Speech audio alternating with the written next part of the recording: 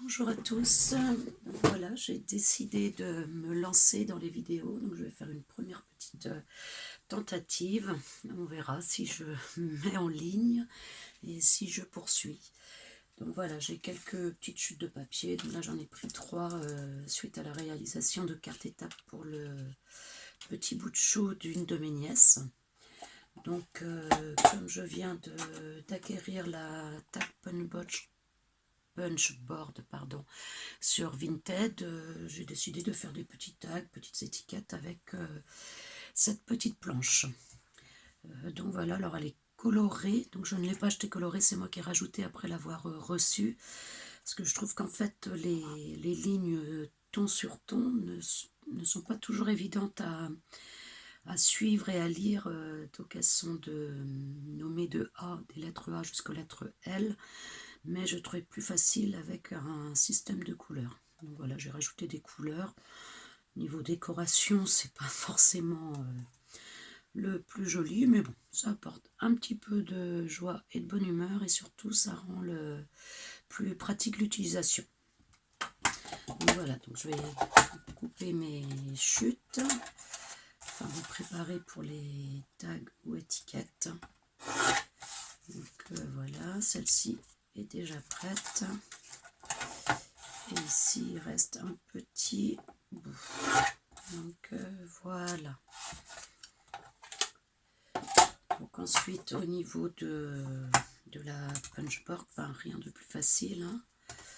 On se cale, on choisit l'espace que l'on veut. Donc là, je vais prendre le J, c'est-à-dire le bleu pour moi, comme je l'ai dit, beaucoup plus simple.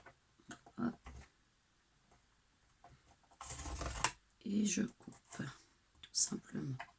Ce papier-là est un petit peu difficile à couper, je trouve quand même. Donc je me remets sur le repère J, le repère bleu. Et je découpe. Ensuite, il nous reste à faire la perforation au milieu, si on le veut, en tout cas pour un tag. Donc voilà, ici on a la petite perfo ronde. Donc même chose, hein, j'ai mis des petits repères de couleurs pour mieux centrer. Je cale bien au bout, je centre avec le même écart des deux côtés, je punch et voilà, j'ai ma perforation qui est au milieu sans souci.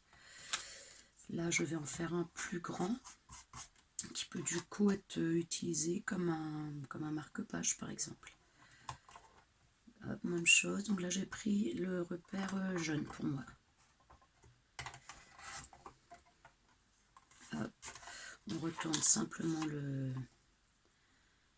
notre feuille de papier, notre tag. Et voilà, hop, c'est fait, c'est aligné.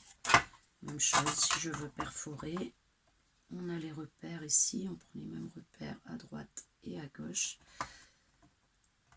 Alors j'ai mis aussi les couleurs parce que c'était pas évident de repérer. Voilà, c'est perforé, donc si je veux faire un marque-page, 2-3 tamponnages ou des petits die cuts de coller.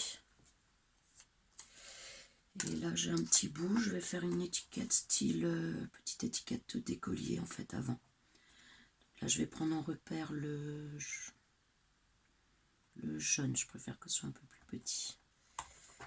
Donc je vais prendre en repère ma ligne jaune et au lieu de faire simplement 2 coins,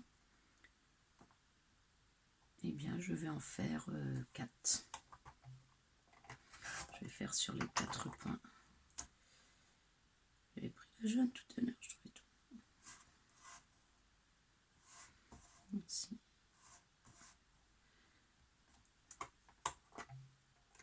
Ah, il aurait fallu que je prenne un bout de papier carré, je pense, pour faire ma petite étiquette en fait. Mais c'était pas très mal, c'est pas grave. Hop. Donc voilà, mon étiquette un petit peu biscornue, puisque pour faire ce genre de choses, bien oui, il aurait fallu que je prenne un carré là, exactement. Bon, c'est pas bien grave, c'est juste pour donner une petite idée de l'utilisation de cette machine qui est ma foi bien pratique, bien rapide, hein, comme la plupart des punchboards de Memory Keepers. On peut faire les mêmes choses sans l'outil, mais On gagne quand même du temps et de la précision, je trouve, avec ces petits outils. J'en ai d'ailleurs plusieurs, je ferai peut-être des vidéos sur l'utilisation de certaines. Voilà, je vous dis au revoir et puis bien peut-être à une prochaine. Merci à tous.